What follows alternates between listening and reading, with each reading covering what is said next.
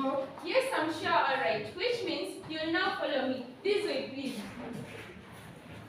So, sit here. Thank you. 1 minute is all I'll take. Well, maybe more, but 5 at the most. 1 minute, 5 minutes. Where's the difference? My name is Mackenzie, Fiona Mackenzie. First, let me thank you for agreeing to sit for this interview. Wait, can I tell you something before I continue? You see, whenever I say my name is Mackenzie, people look at me quizzically, silently demanding for an explanation. And the explanation, Miss Mackenzie, you know he is what? Oh, I was adopted by Ian and Elspeth Mackenzie, a Scottish missionary. They are back in Edinburgh now, but were in Banjul then. They took me in while I was less than a year old. My national parents are Gambian, but I will never see them. They are dead. Oh well, goodness me, what am I doing? Dictating my autobiography? Let's talk business now, shall we? Mind if I start recording? Oh, you are a reporter? Yeah, for the Gambian News. I see. How can I help you, Miss Mackenzie? I wanted to ask you a few questions, if I may. Yes, you may. In fact, why don't I start you off? My name is Abiola Fulabi, which you seem to know already. You can just call me Abiola, my first name. Take it from there. I will. You studied at Harvard University. Now you teach at the University of Ibadan in Nigeria. I got that from the cover of your book, Failure of State. Dr. Fulabi, when I heard you were coming here at the Simon Hotel, I decided to come and see you. So, here I am. This is also funny. Funny? Yeah, I expected to see an academic scarecrow dressed in jeans. Instead, I see a well-dressed man who might well be a business person. Yeah, I'm sorry, Miss Mackenzie, I've disappointed you. 40? What? Your age, 40? No, 45. Oh, to my 35? Imagine that. Go have your picture taken, Dr. Fulabi. You won't look this good always. Go, I'm not joking. Miss Mackenzie, was there anything else you wanted us to talk about? Oh, I was beginning to ramble on. Wasn't I? Enough. Now, the African Heads of State will soon start their debate at the Pinnacle Hotel, and I'll be covering the debate for the Gambian News. I understand will be an advisor to the heads of state during the debate. Please, could you give me some background? What the art of the debate? Oh, they'll be debating a document titled Way Omega. You see, not long ago, 20 Nobel laureates discovered a way to develop Africa, and they published that discovery in a book with that title. Africa's ministers for planning had a look at it, and they liked it. Africa's heads of states are in Banjul to adopt it as a common development strategy for all of Africa. That's the background, Ms. Mackenzie. Oh, did you want the actual content?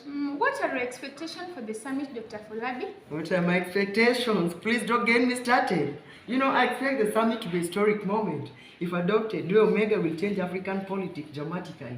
Just think, no more military coups, no more rigged elections. Well, no more foul plays, period. Well, Dr. Fulabi, not all heads of state who assembled here are fair players. In fact, few are out-and-out foul players. They rose to power through military coups or rigged election. Those won't be walking along Way Omega anytime soon, will they? Ms. Mackenzie, change is always like that, you see. One side of it as defenders of existing arrangements. These sure about their laws if the arrangements end. They fight tooth to nail to keep them. The other side as challengers of existing arrangements. These not yet sure about their gain if new arrangements replace old arrangements. Do not fight so hard to win them. You see? Huh? What have you just said, Dr. Fulabi? You are not listening to me anymore. Are you, Ms. Mackenzie? Anyway, I was saying, Omega will put Africa on a new course, free from obstacles that have defeated its past efforts. If adopted, Omega will change African politics dramatically. Just think, Africa without coups, without civil wars, without foul plays, without, well, look who is rambling on now. Yet can you blame me? I told you not to get me started, remember? Yes, I remember. And yet you have your book, Failure of State. Dr. Fulabi, can I ask you something? What makes you this pessimistic now? What makes you this optimistic now about the Africans' future when before you were very pessimistic? Ms. Mackenzie, did you just say my book was pessimistic? Yes, I did. Was pessimistic really the word you meant? You see, the word means... Let me put my question another way, Dr. Fulabi. What makes you optimistic now when before you were pessimistic? Ms. Mackenzie, I do the first time. Then answer my question.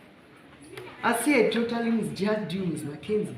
I thought you were a proper good mannered journalist. Instead, I just see one of those fighters who confuse journalism with bad manners. Dr. Folabi, you haven't answered my... What joy do you get out of being good to those you interview? You love watching them explode from anger, then bleed? Is that it? Fine then, just met Miss Mackenzie. What did I do that offended you? Dr. Folabi, let me put my question another way. Why did you come to this summit? Correction, I did not come, I was invited. That means presidents wanted me here. Repeat, presidents. They say who merited the book you dismiss as pessimistic. And they wanted me to assure them that we Omega agrees with it. So, who cares about what you think? Anyway, what do you know about books? Let me tell you something, Miss Mackenzie. On further thought, let me note.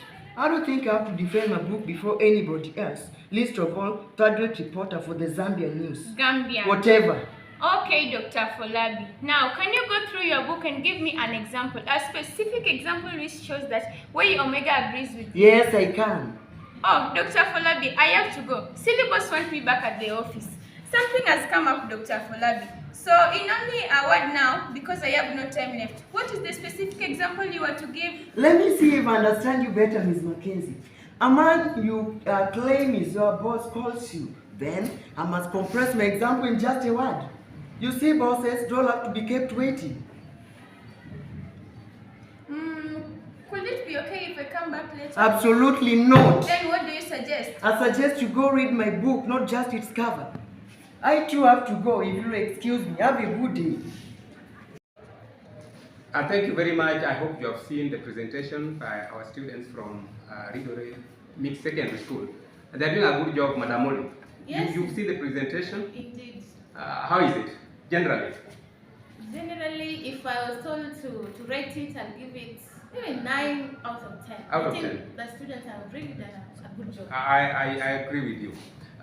You have watched the presentation, the enactment, and now we want to look at it in terms of its themes, its style, and probably the character traits. Yes. Now let me begin with the characters that are here. Tell me something about Dr. Folabi that you can analyze from the presentation.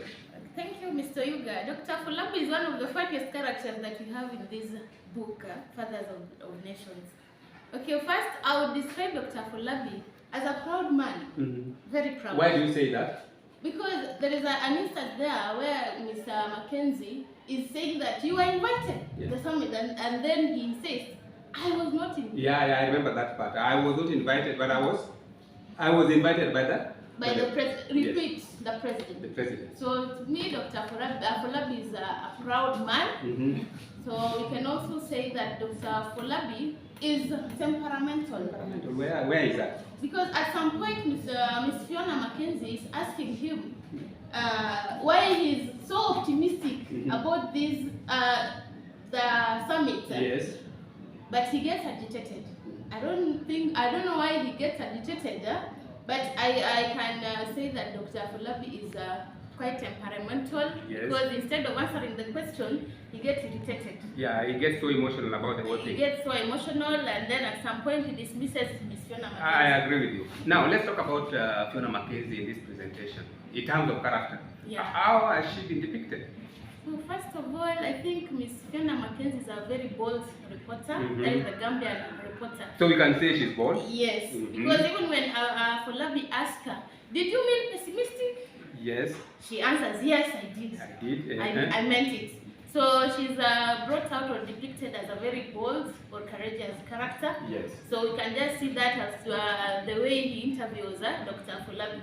And then we can also say that Miss Mackenzie. What else? Do we talk about her being knowledgeable now that she's aware of what is happening about the summit? She's quite knowledgeable and informed. Because as she comes to interview Dr. Folabi, she already have the background information of who Dr. Folabi is and what exactly he has come to do. So we can say she's informed and knowledgeable. She's informed or she's knowledgeable. Thank you very much, Madam Oli, for that analysis of the character of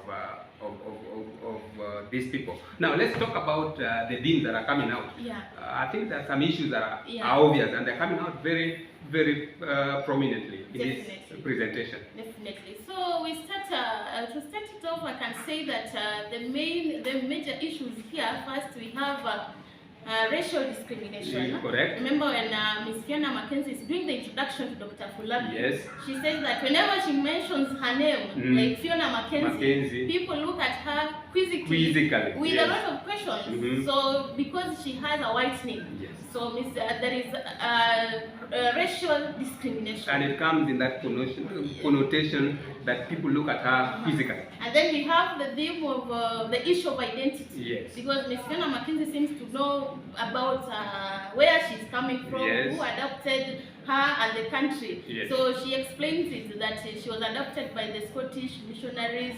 She's a Gambian. So the theme of identity comes out Yes. explicitly. And then we have, can you remember? Any other thing that comes? Okay, let's talk about style.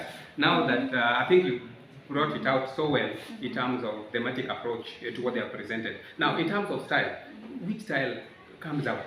Because, you know, this is a book that we would want our students to study, and we want to analyze it, even in terms of the presentation of the styles. I think the styles that exist there, we have these simile. Yes. So maybe if I can, for the guidance of the students who Yes. might want to refer, let me Yes. just read it so that they can get it. Yes. Cute as a button and sharp as a needle, he thought. So her eyes were wide and white like a pair of moons. So there is a simile because of the use of and like. And like. So we get So that's indirect direct comparison between two dissimilar things. Yes. It comes out very well. Yes. Okay. I think that was just the beauty of Miss Mackenzie. So we can say that this reporter is indeed a beautiful Gambian reporter. Yes. She's beautiful. And given that this is a novel, and you see what they are presenting here looks like a dialogue. Would we talk about the dialogue here at the start? Yes. Yes. Yes, because this is a novel. Yes. It is only in place that we can talk about dialogue. Dialogue. But we have dialogue as a style, a major one here, because this is an interview. Yes. So dialogue is definitely there. Thank you very much. I think you've done a good job. At least for those who will be viewing this out there, you'll appreciate that our school is doing very well in terms of analysis of Paul Vita's novel, Fathers of Nation. Thank you, and we wish you well as you continue to watch our programs. Thank you very much, Mr. Yuga. We wish to inform our viewers that we'll be doing these things so they just keep on glued to our YouTube channel. Thank you very much.